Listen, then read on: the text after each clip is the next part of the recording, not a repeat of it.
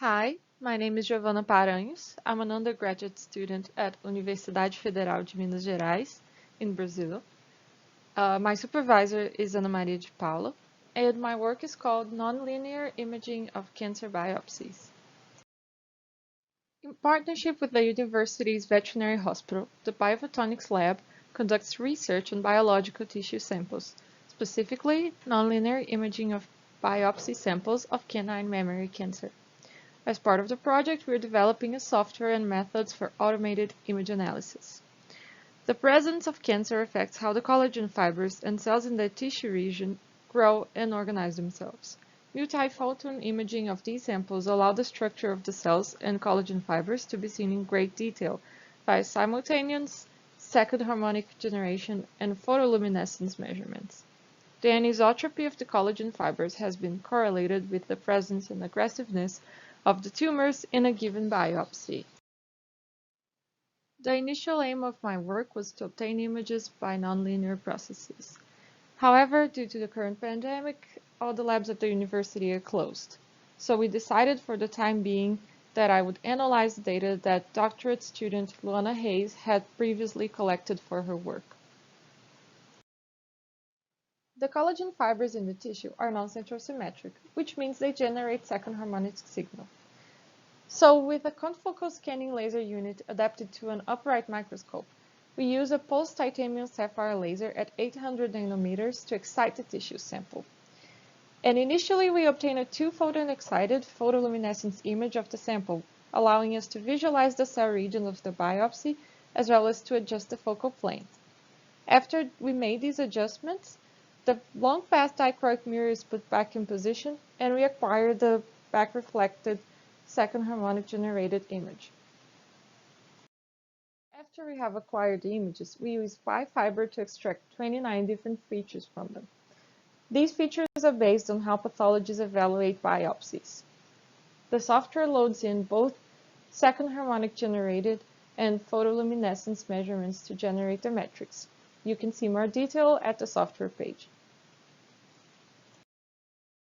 The biopsy samples were split into 4 groups: in situ tumor, mixed tumor, solid tumor, and no tumor, normal. We had the data from just over 400 samples to analyze, which is just about the minimum for a machine learning algorithm. The tumorous groups are all visually different kinds of cancer. For the next step, I used a random forest model to classify the data. I split the data into a training group, which includes the sample type information, and a test group, with no sample type information. The model learns to classify examples based on the 28 features available using the training group.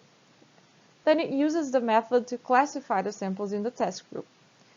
The accuracy of the model on the test set is then calculated and we can plot the results. The random forest package also allows us to calculate feature importance. In the first trial, where the model was trying to split the samples between the 4 different groups, we can see that there is no clear feature with the most importance. In the second trial, where it was trying to separate just between healthy and tumors, we can see that the local anisotropy clearly has a dominant role, followed by the number of fibers. It is also interesting to note that, even though they are in a different order, the dominant features in both cases are pretty much the same. Here in this scatter plot, where I use the most important features as my axes, we can see that when the model tries to classify the samples into their 4 initial groups, it is not very accurate. The F1 score is just 0.56, which is not satisfactory. However, in the second trial, where the goal is to classify between healthy and tumors, we can see that the model is pretty accurate. Almost never makes a mistake. The F1 score is 0.899, which is pretty good at just 400 samples. I can then conclude that the random forest model is able to classify a mammary biopsy sample between tumorous or healthy reasonably well. And in the future, I intend to image and process more samples so that I can improve my model. So I'd first like to thank NUIG and BIGSS for the opportunity of presenting my work. I'd also like to thank CNPq for financing it, my university, UFMG, and also, finally, the lab team. You can see that I wasn't there the day the picture was taken, but I made sure to include myself.